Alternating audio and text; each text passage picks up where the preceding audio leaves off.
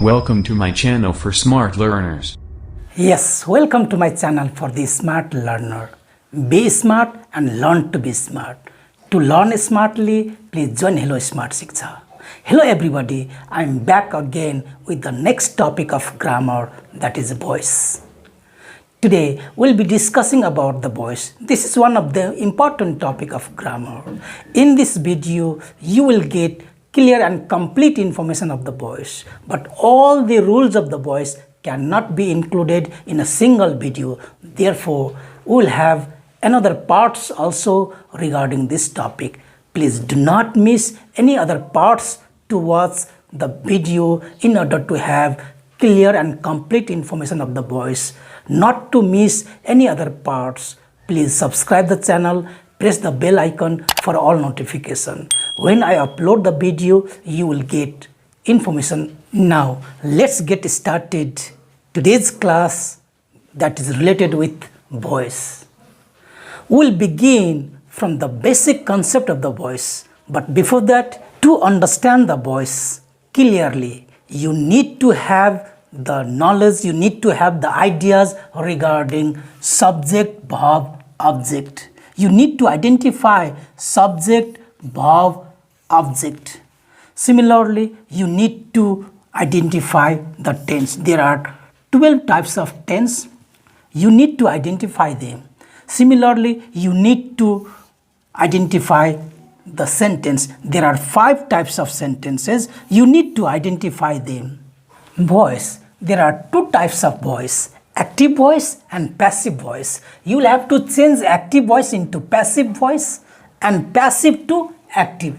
You need to know the rules in order to change active into passive and passive to active.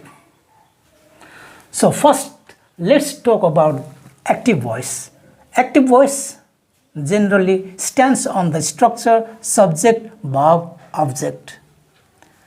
And this one is the structure of passive voice. We'll understand this discussing the example.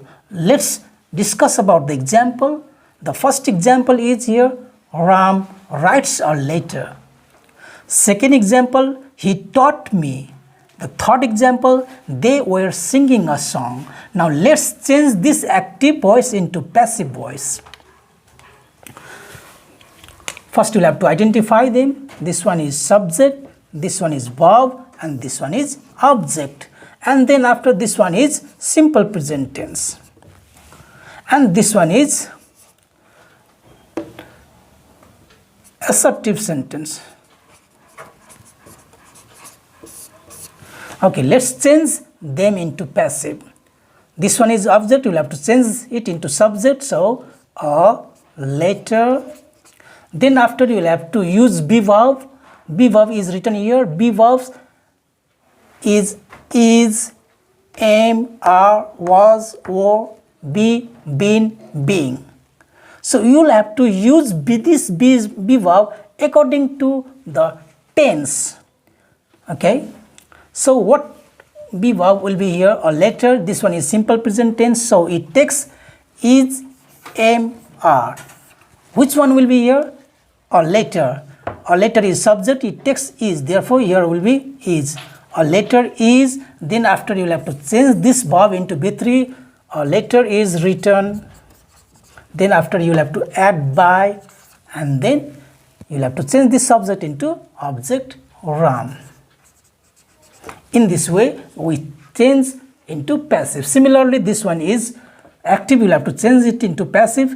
Here is object, this one is verb, and this one is subject. So you'll have to change this object into subject. Me will be changed into I in subjective form. And this one is simple past. That's why it takes was, were. I takes was. So I was. And then after this one is verb. You'll have to change it into B3, taught. I was taught, then add by, and then this one you will have to change into object. This he will be into him. Similarly, this one is subject, this one is auxiliary verb, this one is main verb, and this one is object. You will have to change this object into subject, like a song. This one is past continuous tense. So what will be verb here? Let's discuss. A song. Here is a song and it takes was, not were. A song was, and this one is continuous tense, that's why it will take being verb. A song was being, and this one you will have to change it into B3, song, then add by, and then after this one you will have to change this subject into object and it will be in them. In this way we change active into passive. Now let's understand this form.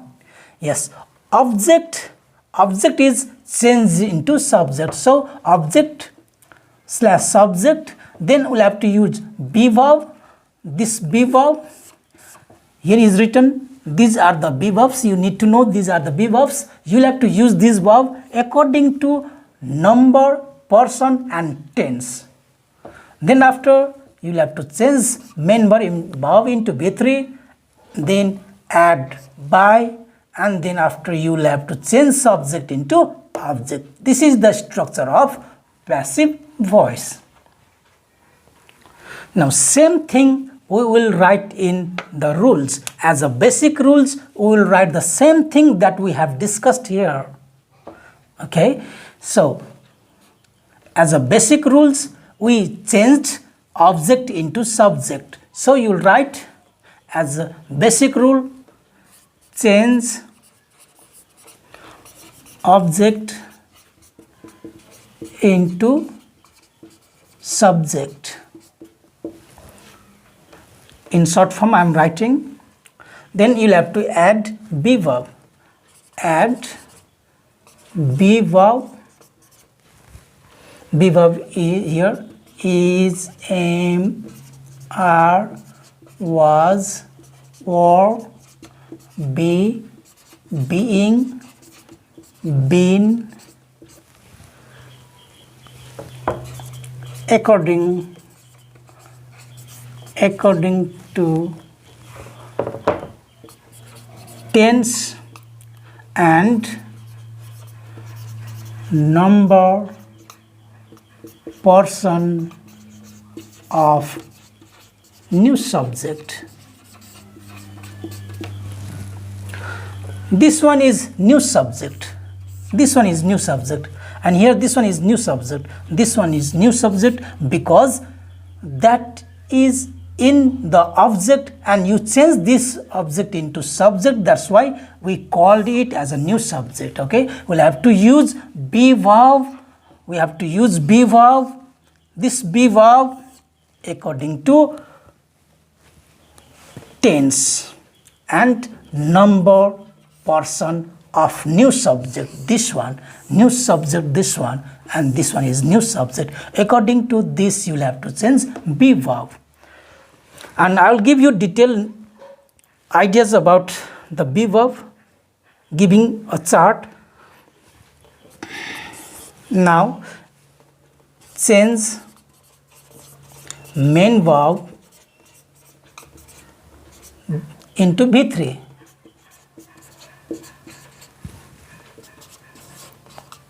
Add by, then change subject into object. These are the basic rules that you will have to follow while changing active into passive. So you need to know, you need to understand these rules. अब हामी passive voice मा be verb कसरी प्रयोग गर्ने त? यो भन्दा अघिल्लो रुल्स मा छलफल गरेका छौं कि be verb चाहिँ टेन्स अनुसार प्रयोग गर्नुपर्ने हुन्छ। अब be verb भनेको is, am, are, was, were, be, been, being, यी be verb हरुलाई हामीले टेन्स अनुसार प्रयोग गर्नुपर्ने हुन्छ। अब रुल्स नम्बर 2 मा how to use be verb भनेर यहाँ मैले टेन्स को चार्ट सहित र बी भर्ब कुन कुन टेन्समा प्रयोग हुन्छ त्यो मैले सबै यहाँ लेखेको छु। यसको बारेमा हामी छलफल गरौँ। अब प्रेजेन्ट टेन्स को सिम्पल प्रेजेन्ट अन्तर्गत यसको स्ट्रक्चर पनि लेखिदिएको छु र इक्जाम्पल पनि दिएको छु। स्ट्रक्चर पढ्नु होला अनि इक्जाम्पल हेर्नु होला। यो सिम्पल प्रेजेन्ट टेन्सको example, Ram eats a mango, I buy a book. अब यो सिम्पल प्रेजेन्ट टेन्समा दिएको छ भने हामीले प्यासिभमा बी भर्ब इज अथवा एम अथवा आर गर्छौँ। के अनुसार? न्यू सब्जेक्ट अनुसार, न्यू सब्जेक्टको नम्बर पर्सन अनुसार। अब यो सिम्पल प्रेजेन्ट टेन्समा भएको हुनाले इज एम आर आएको हो। अब हेरौँ है त, राम इट्स अ म्याङ्गो को प्यासिभ फर्म अ म्याङ्गो। त्यसपछि यहाँ बी भर्ब आएको छ, किनभने बी भर्ब यो मध्ये हामीले प्रयोग गर्नुपर्ने हुन्छ। यो मध्येले अब न्यू सब्जेक्टले के लिन्छ त? इज लिन्छ कि एम लिन्छ कि आर लिन्छ? यो न्यू सब्जेक्ट अनुसार हामीले बी भर्ब यहाँ प्रयोग गर्नुपर्ने हुन्छ। अ म्याङ्गोले इज लिन्छ, त्यसैले इज भएको हो। अ म्याङ्गो इज, अनि त्यसपछि इट्सको भित्री हामीले इटन लेख्छौँ, त्यसपछि बाई थपेर रामलाई के त अब्जेक्टको फर्ममा, अब्जेक्टको ठाउँमा लेखिएको हो। A mango is eaten by Ram. Similarly the next example, I buy a book. यसको प्यासिभ यो अब्जेक्ट हो, हामी सब्जेक्टमा लेख्छौँ आई बाई अ बुक। त्यसपछि अब यहाँ बी भर्ब यो मध्ये कुन हुन्छ त? अ बुकले इज लिन्छ, त्यही भएर इज भएको हो। अ बुक इज, अनि त्यसपछि बाईको भित्री के हुन्छ? बट हुन्छ, त्यही भएर बट लेखिएको छ। अनि त्यसपछि बाई थपेर हामी आई को अब्जेक्टिभ फर्ममा चाहिँ मी हुन्छ, त्यसैले मी लेखेका हौँ। A book is bought by me. Similarly in present continuous tense, present continuous टेन्सको structure subject plus is am are plus before plus object. यसको example, Ram is eating a mango, I am buying a book. These are the examples of present continuous tense. Now look next side here. In present continuous tense we use be verb, is being or am being or are being. हामीले present continuous tense मा यो be verb प्रयोग गर्छौँ, is being or am being or are being. अब Ram is eating a mango को passive form मा हेरौँ। अब्जेक्टलाई subject बनाइयो, अ म्याङ्गो। अब हेर्नुहोस् यहाँ इज बिइङ, यो बी भर्ब प्रयोग भएको छ, किनभने यो कन्टिन्युअसमा भएको हुनाले बिइङ प्रयोग गरियो। अ म्याङ्गो इज बिइङ, त्यसपछि इटिङको भित्री इटन, त्यसपछि बाई थपेर राम, यो सब्जेक्टलाई अब्जेक्ट बनाइयो। यसरी a mango is being eaten by Ram. त्यस्तै I am buying a book, यसको प्यासिभ फर्म, यो अब्जेक्टलाई सब्जेक्ट बनाइयो। अ बुक यहाँ हेर्नुहोस् है त, don't get confuse, here is am, यहाँ एम छ तर यहाँ इज छ हो। हामीले बी भर्ब चाहिँ के त यो न्यू सब्जेक्टको नम्बर पर्सन अनुसार चेन्ज गर्नुपर्ने हुन्छ। यहाँ आई ले एम लिन्छ, त्यही भएर यहाँ आई एम भएको, तर अ बुकले एम त लिँदैन, त्यसैले अ बुक यहाँ एम को ठाउँमा के भएको? इज भएको, किनभने अ बुकले एम लिँदैन, अ बुकले इज लिन्छ। अ बुक इज बिइङ, यो बी भर्ब। त्यसपछि बाइङको भित्री बट, त्यसपछि बाई थपेर आईलाई हामीले अब्जेक्टमा लेख्दाखेरि मीमा चेन्ज गर्नुपर्ने हुन्छ। यसरी a book is being but by me. यहाँ I am buying a book छ, एम छ तर यहाँ इज भएको हो। हामीले यही न्यू सब्जेक्टको बी भर्ब चाहिँ न्यू सब्जेक्टको नम्बर पर्सन अनुसार हामीले चेन्ज प्रयोग गर्नुपर्ने हुन्छ। त्यस्तै प्रेजेन्ट पर्फेक्ट टेन्सको स्ट्रक्चर सब्जेक्ट प्लस हैज अथवा हैव प्लस बी3 प्लस अब्जेक्ट। यसमा चाहिँ बी भर्ब हैज बीन और हैव बीन प्रयोग हुन्छ। यसको प्रेजेन्ट पर्फेक्ट टेन्सको स्ट्रक्चर सब्जेक्ट प्लस हैज अथवा हैव प्लस बी3।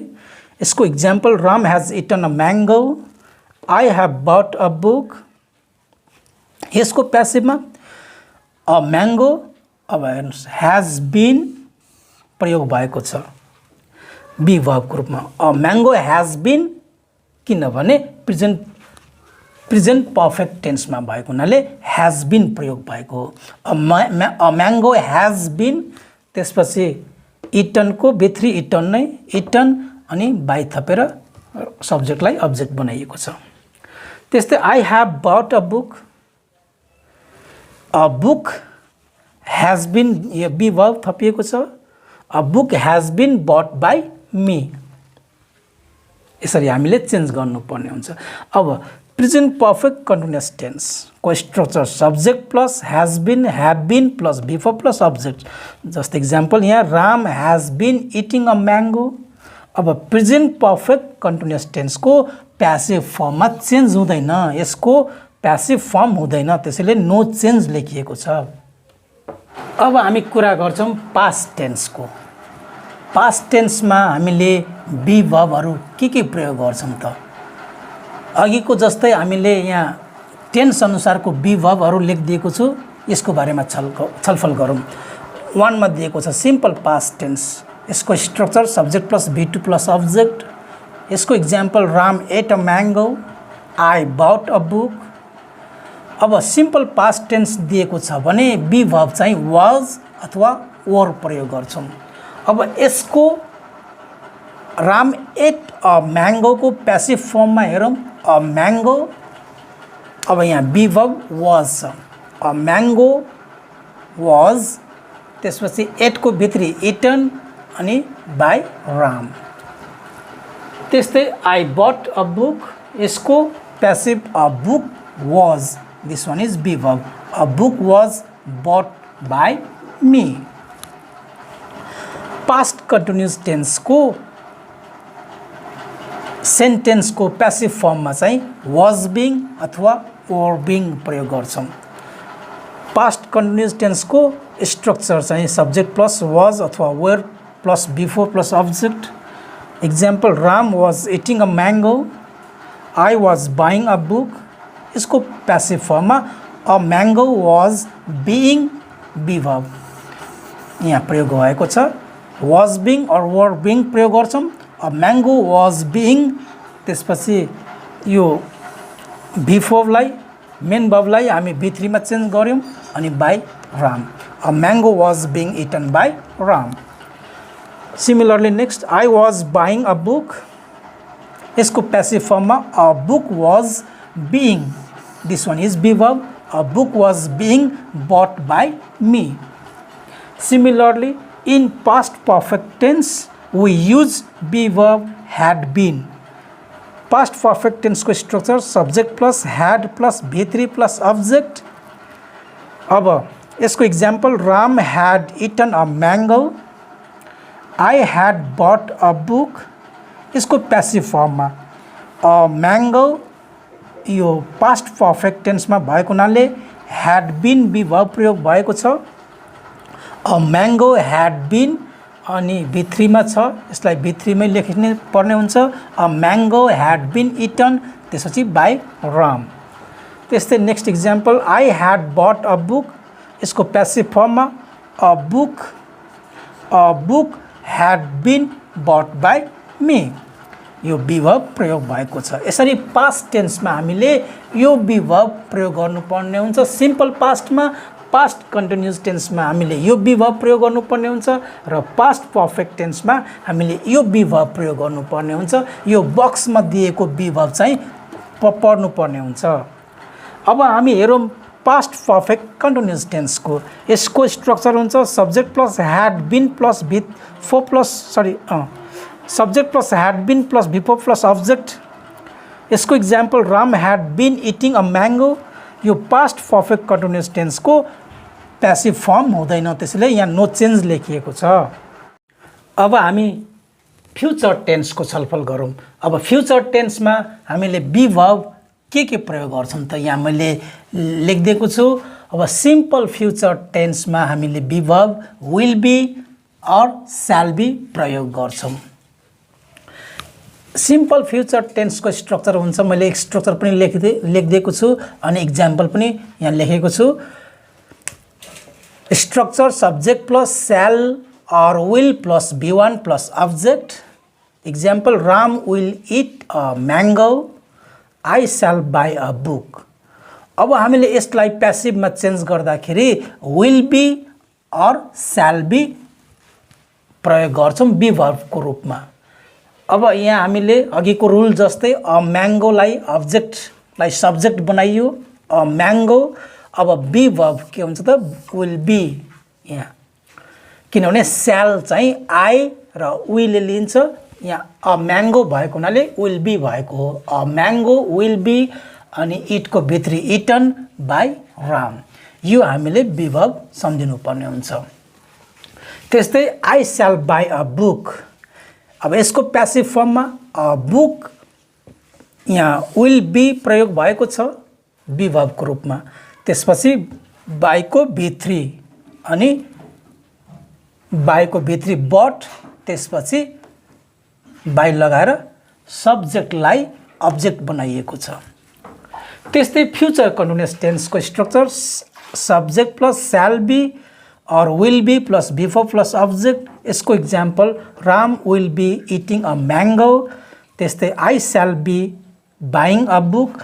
यो फ्युचर कन्टिन्युअस टेन्सको प्यासिभ फर्म हुँदैन, त्यही भएर नो चेन्ज लेखिएको छ है त। त्यस्तै फ्युचर पर्फेक्ट टेन्सको हामीले structure subject plus shall have will have plus बी3 प्लस अब्जेक्ट। यसको example Ram will have eaten a mango. I shall have bought a book. अब फ्युचर पर्फेक्ट टेन्समा हामीले बी भर्ब के प्रयोग गर्छौं त विल ह्याभ बीन और स्याल ह्याभ बीन। अब यो इक्जाम्पलको प्यासिभ फर्ममा हेरौँ। Ram will have eaten a mango को passive form a mango will have been, यो बी भर्ब यहाँ प्रयोग भएको छ। A mango will have been. त्यसपछि यहाँ इटन को भित्री इटन अनि by Ram. A mango will have been eaten by Ram. त्यस्तै I shall have bought a book. यसको प्यासिभ फर्ममा a book will have been, यो बी भर्ब हेर्नुस् यहाँ प्रयोग भएको छ। A book will have been bought by me. त्यस्तै फ्युचर पर्फेक्ट कन्टिन्युअस टेन्सको structure subject plus shall have been or will have been plus before plus object. यहाँ example Ram will have been eating a mango. यो future perfect continuous टेन्सको passive form हुँदैन, त्यही भएर no change लेखिएको छ। यसरी हामीले विभिन्न टेन्समा बी भर्ब कसरी प्रयोग गर्ने भनेर रुल्स नम्बर 2 मा हामीले यो छलफल गर्यौं कि B verb is am are was were be being be been being कुन कुन टेन्समा कसरी प्रयोग गर्छौं। अब यहाँ हेर्नुस् त इज एम आर प्रेजेन्ट टेन्समा प्रयोग गर्छौं सिम्पल प्रेजेन्ट टेन्समा। त्यसपछि वाज वेयर सिम्पल पास्टमा। अब बी को कुरा हामी अर्को रुल्समा गर्छौं। बिन चाहिँ पर्फेक्ट टेन्समा, त्यो प्रेजेन्ट पर्फेक्ट, पास्ट पर्फेक्ट र फ्युचर पर्फेक्टमा हामी प्रयोग गर्छौं भन्ने। बीइङ चाहिँ कन्टिन्युअस टेन्समा प्रयोग गर्छौं, जस्तै प्रेजेन्ट कन्टिन्युअस भयो, पास्ट कन्टिन्युअस भयो। यो हामीले बीइङ कन्टिन्युअस टेन्समा प्रयोग गर्छौं, यो पर्फेक्ट टेन्समा प्रयोग गर्छौं। यसरी हामीले बी भर्ब चाहिँ विभिन्न टेन्समा विभिन्न तरिकाले हामी प्रयोग गर्नुपर्ने हुन्छ। यो रुल चाहिँ हामीले पढ्नुपर्ने हुन्छ।